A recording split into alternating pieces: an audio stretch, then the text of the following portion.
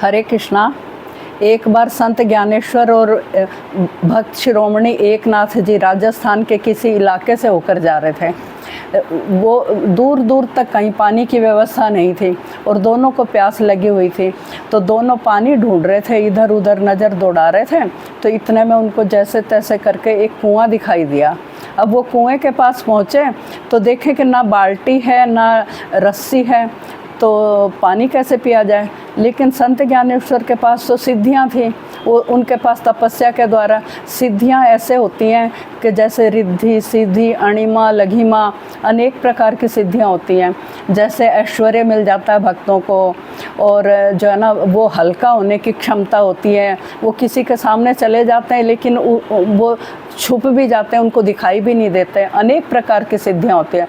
तो संत ज्ञानेश्वर अपनी सिद्धि के बल पर और हल्के हो गए और कुएं में नीचे गए और पानी पीकर बाहर आ गए।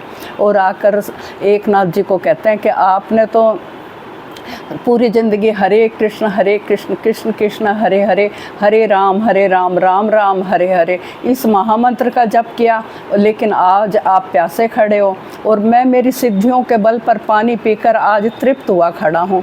इतना कहना था कि पानी ऊपर तक आ गया, कुएं की हद तक। अब एकनाथ जी ने अंजलि भर भर कर पानी पी लिया और उनकी प्यास मिट गई। ये क्या है कि जो भक्त होता है, अनन्य भक्त होता है, वो तो वैसा होता है भगवान के लिए जैसे 4-6 महीने का बच्चा होता है। तो माँ अपना घर का काम काज करती है, रसोई में काम करती है, लेकिन घर का काम भी वो करती रहती है, पर ध्यान उसका अपने बच्चे में ही होता है। और जब वो ही बच्चा जवान हो जाता है तो माँ वो वाला ध्यान नहीं रखती जो छोटे बच्चे का रखती थी, क्योंकि वो सामर्थ्यवान हो गया, अब वो अपनी रक्षा खुद कर सकता है। तो जो भगवान के अनन्य भक्त होते हैं वो तो उस 4-6 महीने के बच्चे जैसे होते हैं, और जो ज्ञानी होते हैं वो भगवान के जवान बेटे जैसे होते हैं, तो वो अपनी रक्षा खुद कर लेते हैं।